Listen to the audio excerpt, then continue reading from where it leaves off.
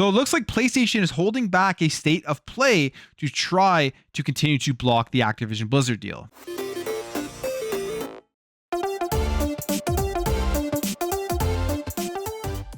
All right, guys, before we get into this, my goal is to hit 10K subscribers by the end of the year, and I see a lot of you are new here. If you like daily content, you like these styles of videos, please consider hitting that subscribe button. We got some really wild news here. If it's true, it is a rumor going around, but it has to do with PlayStation's state of play, and they were apparently supposed to be having a state of play sometime this week, but now looks like they are pushing it back or canceling it for now because they don't want to show off their showcase and all the games that are coming out and potentially all of the third-party exclusives, all of the anti-consumer practices that they are going to be doing with things like locking quests to PlayStation like they did with Hogwarts Legacy, locking content to PlayStation like they've done over the years with Call of Duty, and they're pushing it back because of what is going on right now with the CMA investigating the Activision Blizzard deal. So this comes via the Twitter account Millie A. Now, I believe she has leaked stuff before, has been correct. I don't know what her entire track record is amongst these types of things, but she is an entertainment media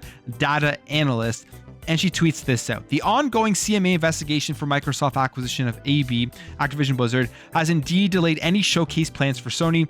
Exclusive titles and first-party IP were locked in.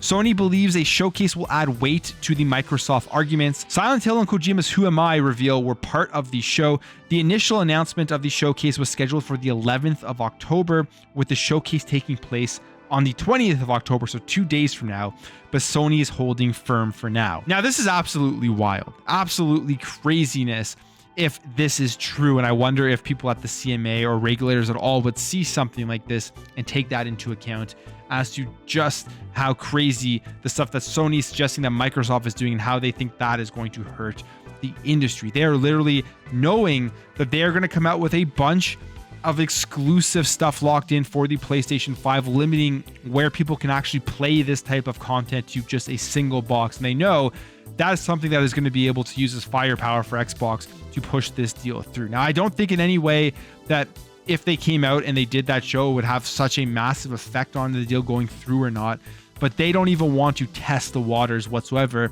and they are holding back the show. Now, we go down into the comments here. People are debating whether they believe this is true or not. I mean, we did hear some news about Silent Hill. This website came out, the Silent Hill portal, October 19th, 2022. So tomorrow there's going to be some sort of announcement, and maybe this plays into a Sony announcement. I hope not. I hope this is something that does come out on all platforms, if it's even a game. We still don't really know.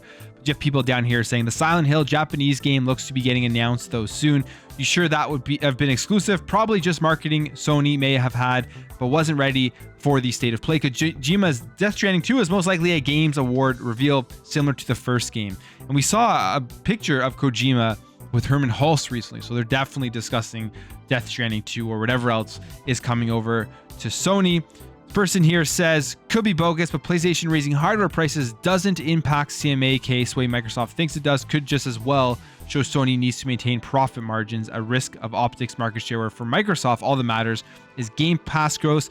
You have Warhammer Dave here saying GTA 6 exclusive to PlayStation would explain a lot. Imagine if Sony revealed it now. Microsoft would just keep COD exclusive, but if Sony waits and seeks a concession to have COD on PlayStation permanently, then announces GTA 6 only on PlayStation and PC, they would inflict major damage. So who knows? I mean, there's so much stuff that could be going on in the background between these two companies. At the end of the day, they are trying to compete. They're not just trying to be the nice guy and keep everything everywhere.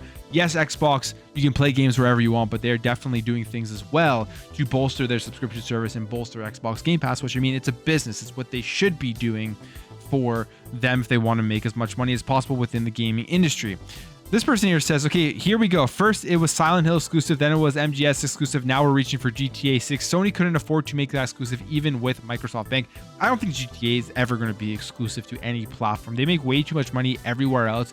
It would be just absurd for Rockstar to think that a random bag from Microsoft or Sony would be enough for them to be able to keep it off of the platforms, because their growth and the amount of money they can make is so exponential.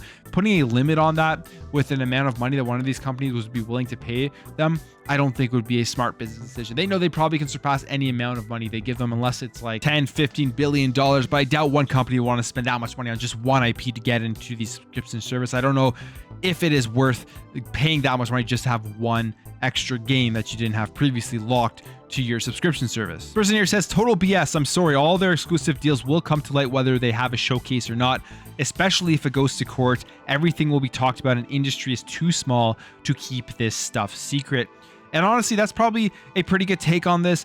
I don't even know if stopping the showcase before this deal gets investigated further would make any difference. If they are going to go deeper into the investigation, they are going to go to court, all this stuff is most likely going to be revealed and come out. I mean, we've seen so many documents come out with information that we didn't fully know about before we started reading through the CMA investigation, the stuff about Xbox, stuff about PlayStation. We've seen stuff with the Epic versus Apple case, the information from there that we didn't know about, particularly PlayStation really not wanting crossplay. All that type of stuff is going to come out in court, whether they like it or not. So holding back a state of play may not do anything.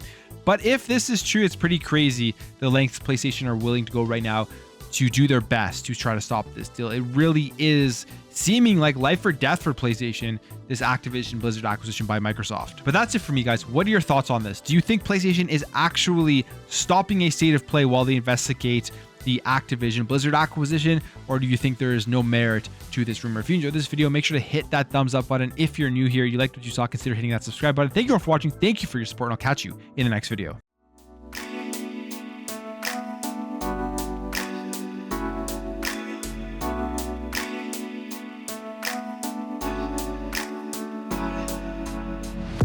Bye.